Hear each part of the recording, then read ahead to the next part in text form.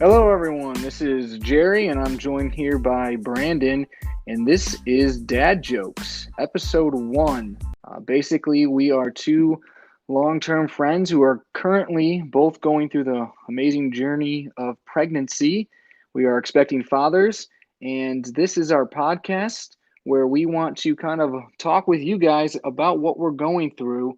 We're two guys that really love a lot of research, have done a lot of research on what it means to be a dad. But most of the stuff that's out there seems to be from people that have either done it and kind of looking back on it. And although that's great, we kind of wanted to give something to people where it's two guys that are currently going through it. So you're hearing it from us as we're living it. So with that, Brandon, say hello. Hello, hello, hello. I'm really excited to be starting this, kind of piggybacking on what Jerry said. It's just um, from guys our age, we're just hitting the 30 uh, age range and are expecting fathers.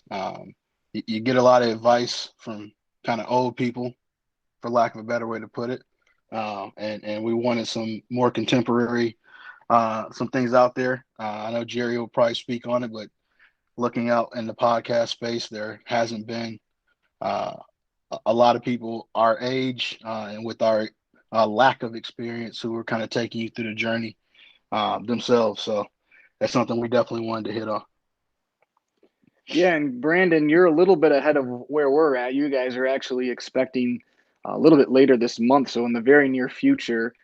We actually found out uh, 3 days before when you told me you guys were expecting. So we're close together, but we got a little bit longer to go, which means that the ball's in your court currently. But I guess, when you think about pregnancy, the big thing is a lot of times just from the woman's perspective, and rightfully so. They go through a lot more than we do. I don't think anyone will deny that. But it's interesting as a guy could kind of go through it as you're watching what they're going through, but also kind of dealing with your own emotions. I guess for you, Brandon, what surprised you the most as you've kind of gone through this journey for 8 months now? Um, the difference in time frame, and what I mean by that is when you first find out, and for us, we found out super early, within the first couple weeks, actually, and you start off if you're 2 or 3 weeks into being pregnant, just really hoping that you still have a baby that's alive for the first, I'd say, 12 weeks, especially on the 15 weeks. And I know, Jerry, you and I probably both experienced the, you find out your wife reacts, how your wife reacts. And then it's, okay, I'm calling doctors and she's calling her OB and we're figuring out exactly just when can we get in. And for us, it was, we'll get you in, and it basically equated to we'll get you in about 2 months. And all you want is to know that whatever's growing in there is safe and sound and everything's okay. And you got to wait a couple months to even confirm with the doctor that it's actually there. So you go from that to the first, I don't know, couple months are like, it seems like that it goes really slow waiting on that doctor's appointment. And then once you reach a point where you're you know you got a baby there, you know it's healthy. Now it's like you're in your gathering phase where you're getting everything, um, and making sure that everything's okay and set up. And just for me, it was just getting the house ready, fixing a lot of stuff up. What was your experience like? Yeah, I think the ups and the downs were kind of crazy. Like early on, you're excited and you're in dad mode, I guess is what I would call it right from the get. And you're trying to get everything ready. But like you said, it was kind of amazing to me. You're excited, you want to tell people, but you can't or you don't. And then you want to, like you said, to talk to the doctors and stuff. And they're like, nope, you got to wait 10 weeks. And it's like, well, Exactly. what do I do now? So instantly, at least myself, I went into full research mode. I'm going to do everything I can to be super prepared. But 40 weeks is a long time. And so there's a lot of times they have like highs and lows. And you kind of go through stages where either you're super into researching stuff or you're super into, learning about what the doctor's appointments are going to be like. Or you kind of go back to normalcy and you almost feel bad because you had a week where it didn't really seem like you were pregnant. And I guess that was kind of weird for me because it seemed like every day should be this big, big journey, and some were and some weren't. And so there's a lot of ups and downs, good and bad, but that was surprising. Another thing that was surprising to me, kind of specifically talking about from a guy's perspective, is a lot of the guys, when you do finally tell people, don't overly have the most optimistic or positive messages. A lot of people are like, "Get your sleep now," or "Oh, you're gonna have a lot of fun," kind of half joking, and that kind of surprised me. It's like I get it, and I mean maybe we don't get it yet. You're not gonna have a ton of sleep. There's gonna be a lot of challenges, but it's exciting, and it seems like almost guys want to kind of give you that negative perspective or like feel like they have to. Do you know what I mean? Exactly, and I think you and I both have similar experiences. We are people might not really tell this because we're talking on a podcast, but we're pretty private, even with our friend group, and it's amazing. And I'm gonna take this away from pregnancy to start. We, you and I are both. I wouldn't call us newlyweds, but you're a little bit newerly wed than I am, if that's a word. It's not. Um, but the minute you propose to your girlfriend at the time, then they're telling you the same thing. It's like get ready for the rest of your life like it's a bad thing. And a lot of times you hear pretty much only the negative when you're talking to like work friends or um, just overall in general. You don't hear the great things that come out of being in a relationship and being at this stage in our lives potential fathers. And I think that's part of the reason you and I are doing what we're doing right now is there is a you and I both have I feel good experiences both with our significant others and are looking forward to being fathers. And it's not a glass half full approach. It's going to be great. Yeah, I agree, and I think we're both obviously very blessed with our partners and also with great families, which has been very positive. But it's funny, like just it seems like as a dad sometimes early on at least that you almost don't matter. You go to a doctor's appointment and you almost have to wave a flag in front of them to Oh get yeah, them. you don't matter at all, Jerry. Yeah, exactly. They need, and it's people ask a million questions, but they don't ask any of them about you or even like people congratulate. You're lucky to get your name thrown in there once in a while. And it's not that you need to be the center of attention, but sometimes it's like, hey, there's two sides of this as a partnership. So that's interesting to deal with it head on. But Yeah, actually, to stay there for just a second, I think that too often as guys we don't. It's not like cool to like kind of share your emotions and how you're feeling in the moment. Which I think, I mean, for me, it was like I want it to be more than anything else in my life. I want it to be involved and helpful, and it's kind of like a wet blanket to your excitement, really, because which is, I mean, if there are any women listening to the podcast who have had babies or might be pregnant, it's there. You might be thinking, well, you're not the one having to have the baby, and believe me, if it was up to me to carry the baby and pop it out, the world probably wouldn't have any humans. But overall, you kind of have this feeling that you want to just be involved and help out as much as possible, and it is not a ton you can actually do. And then sometimes, um, and we probably will get into this a little bit later, but sometimes you can you'll have a little bit of I wouldn't say resentment in yourself, but I mean you got a partner who's carrying a big load, their body's changing, and there's not a ton you can do. You might catch a little wrath sometime. yeah, and you just you got to deal with it, and that's okay. But kind of talking about what you were talking about, I guess to segue into kind of our next section is advice either that we've gotten that was good or bad, or things that maybe people are listening and just found out. What maybe I would just tell them is the big thing for me is just kind of figure out your own lane and stay in it. Don't worry too much about what other people say. Or if you do, think about who you're hearing it from. Like there's sometimes I had parents telling me stuff or people that didn't even have kids and they're giving me advice and I'd either think like A, oh, I know, I've seen you with your kids, or B, you don't even have kids, but you're coming at me so strong, and people are so adamant and have such strong feelings when it comes to parenting. They want to tell you what they think, and they know it's the right way.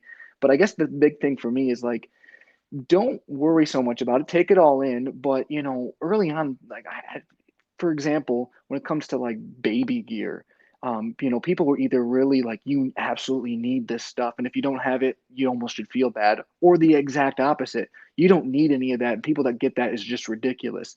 And it's like, well, it's our decision. And yes, there's some stuff you probably don't need, but if it makes us feel good and we are the ones paying for it, who cares? And vice versa. If you decide you don't need something, people have been having babies for thousands and thousands of years, and they've done just all right. So I guess the big thing for me, is just, you got to know where you're getting advice from, but also don't take it too seriously, and be true to yourself. So I mean, that was one big thing that I think I kind of took me some time to learn, but I think I'm finally getting that on track. You know what I mean, Brandon? Yeah, without question. And I mean, it's considered the source to the T.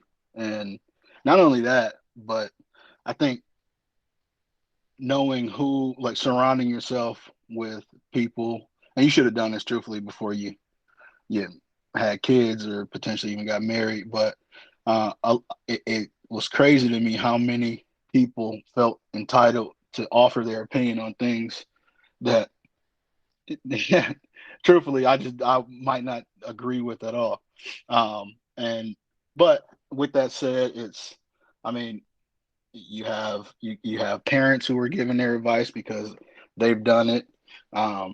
But truthfully, and I love my parents. I haven't really had an issue with this with them, but you are talking about advancements in technology. You're talking about changes in kind of how the world works, and like you spoke to people have been having babies for thousands of years, and in my opinion, that just gave us more of a chance to perfect the process. So if there are things that might help my kid out that I didn't have growing up because we didn't need it or parents couldn't afford it or whatever, if I have the opportunity to take advantage of it now, I'm going to do it. Yeah, no, I totally agree with you.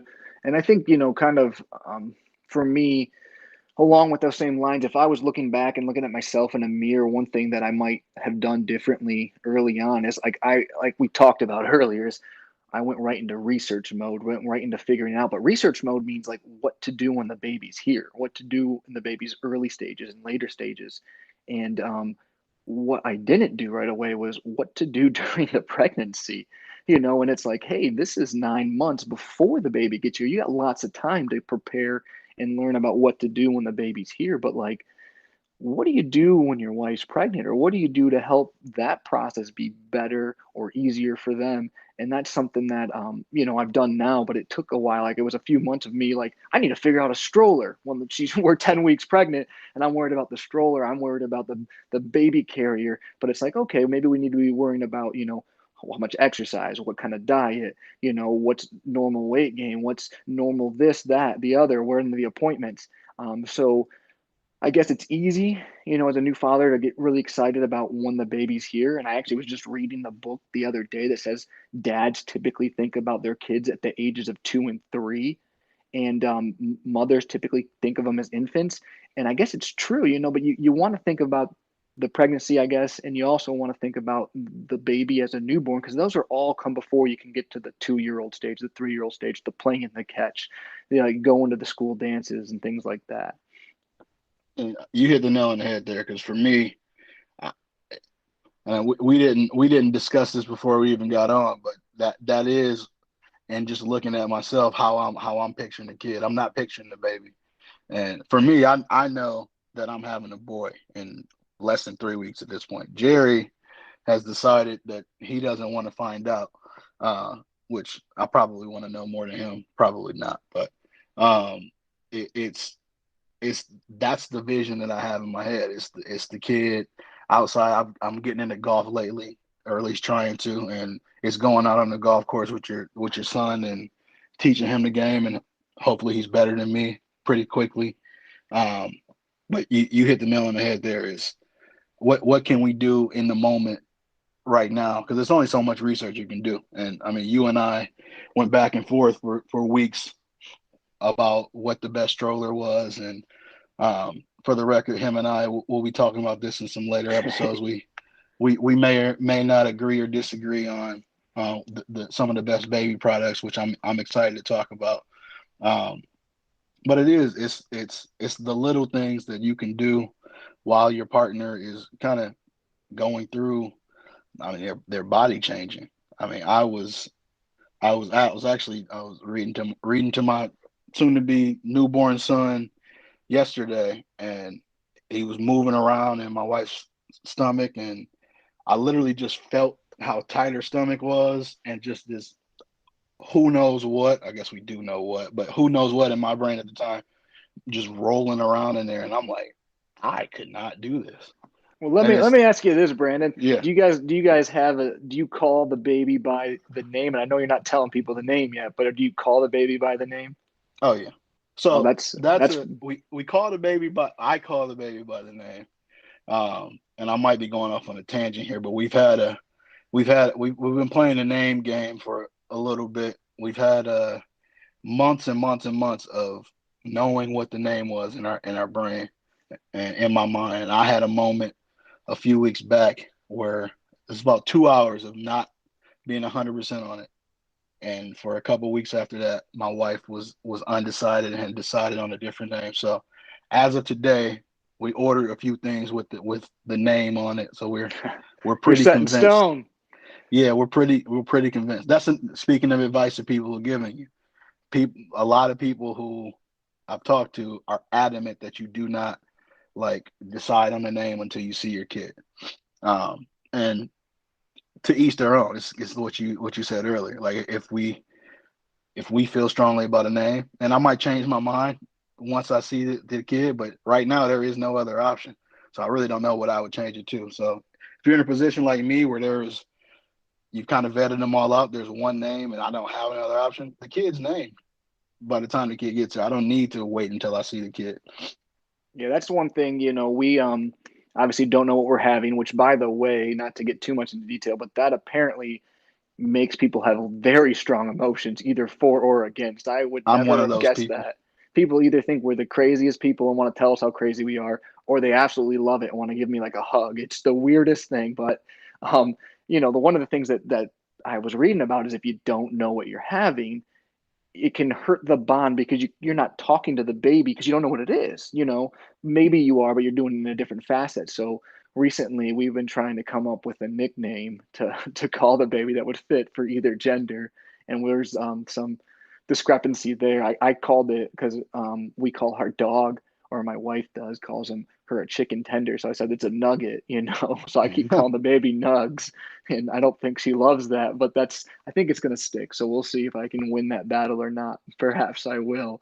But yeah, like you said, it's creating that bond early, and maybe you guys will have the baby and you'll look at it and you'll decide on a different name. But right now, if it feels right, it feels right. So that's exciting. I mean, it is, but it is easy to kind of go back to our original thought to think about 3, 4, 5, even 18 years down the line, high school and stuff. I'm not But quite there yet.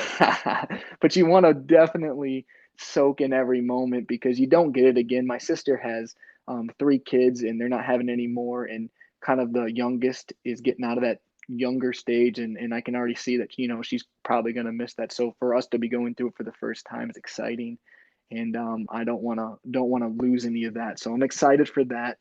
Um, you know, a couple other things that kind of just maybe quick pointers is for what I would do is don't buy stuff early. We kind of did. I kind of wanted to. And then it's like people will give you so much stuff, or people want to give you stuff, and there's registries and stuff.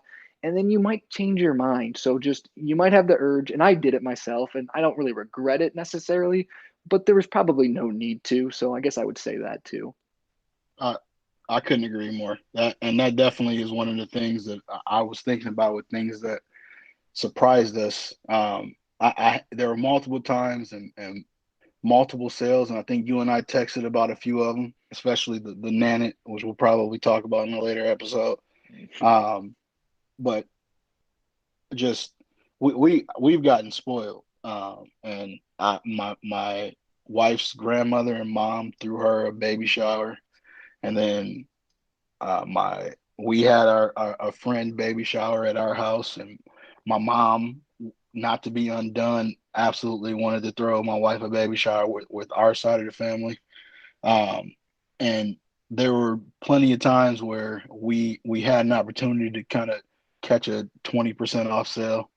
But I told my wife, hey, let's just wait until the baby shower, because we keep buying all this stuff, then people are going to be asking us what they can get us. And I mean, I was just looking through it today. We had a pretty extensive registry, in my opinion, and we have 7 items that aren't purchased on it. And I mean, it's just, and you and I had a diaper party that people threw us from our job, where we got spoiled. So one thing that surprised me more than anything else was just the generosity of our family and friends.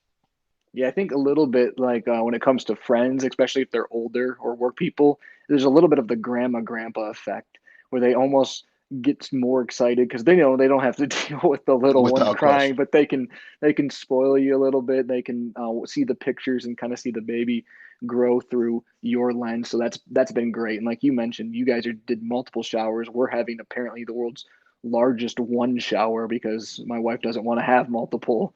So that's what we're doing. My wife didn't Um, either, just for the yeah. record. But thank you to So everyone involved.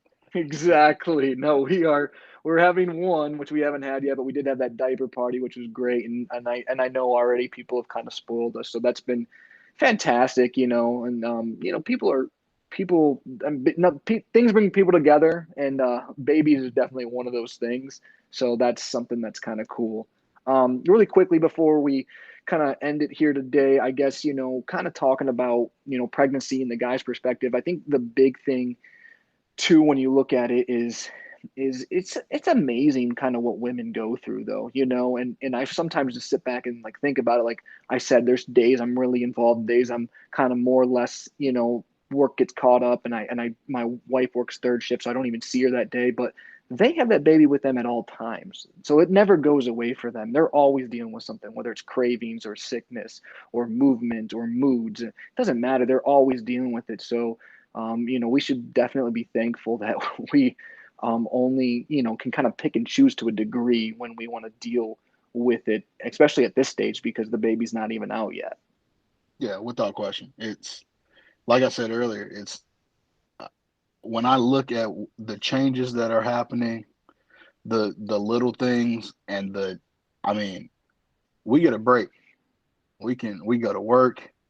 We if I if I you guys might not want to hear this. If I go to the bathroom, if I go take a shower, if I go walk the dog, I'm cutting the grass. It doesn't matter. Like, I get a break, and they have this human growing inside them 24/7. I mean, I read that women are supposed to feel the baby move 10 times an hour. So that's literally something inside your body, like stretching and moving around, like on average 10 times an hour, that you should be feeling a healthy baby. It's Yeah, if we feel something move 10 times an hour, we got bigger problems. Yeah, we got a big problem, and potentially a lawsuit coming, depending on where you're at. But it, I mean, it's just amazing. And my dad told me this. This is a piece of advice that was good, or I don't want to say advice, but he told me that, and this was before Kelsey, my wife, even got pregnant. It was, you will find a new love and appreciation for your wife when you see her pregnant, and two, when you see what we haven't seen yet, and what happens in the delivery room. And it's almost depending on the situation, you're doing this for me, or you're doing this for us. And it's a burden that they carry with our help, but they also carry alone to a degree. And the psyche, like, I get nervous when I'm about to go jump on a roller coaster. Like, you, the mentality that you have to have, knowing that, I mean, my wife's 3 weeks away from giving birth. I don't know what my mindset would be like knowing that was coming. Yeah, no, it's definitely crazy, and then there is a great level of, I guess, appreciation that I would say. But without question. I think that that's kind of a good place to kind of wrap up here today. I think to one, I just want to say that I'm excited for this. Like we said, we've done a lot of research. We've read a lot of books, articles, watched YouTube videos, talked to each other, talked to other people. But like I said, there's not a ton out there unless you have someone like we have each other to kind of talk to someone who's currently going through the same things as you. So even if you're listening to it now or years from now, but you're going through it, you're hearing our perspectives as we're going through it, and that's what we kind of want to get across. So we are not experts. We don't know what we're doing, but we want to talk about kind of why we're thinking what we're thinking, and hopefully help some people out, or maybe at least let them know they're not alone. Because I know I'm blessed to have people in my life such as yourself, Brandon. There I can talk to things like this about, but some people don't have that. So that's what we want dad jokes to be. Also to have a little bit of fun, and that's kind of our next segment or next podcast will be about a little bit of fun. It's going to be about what you talked about earlier, Brandon. Some baby gear that we're most excited about. Some of it I think is going to be the same. Some of it I think is probably not the same, and that's what's exciting. And we're both pretty opinionated and can back it up with some research. So I think it'll be interesting to see what we're excited about and kind of why we decided on that stuff. It's already going to be my favorite episode of Dad Jokes, Jerry. Yes, the best one to come. So, with that, thank you all for who have listened to this, and we're excited for what the future holds. And Brandon's excited that in about 3 weeks he's going to be holding a beautiful newborn baby boy. So I can't wait to see you as a dad, Brandon. I can't wait to see where this podcast goes. It was a good first episode. So good job, bud. You as well. All right, bye guys.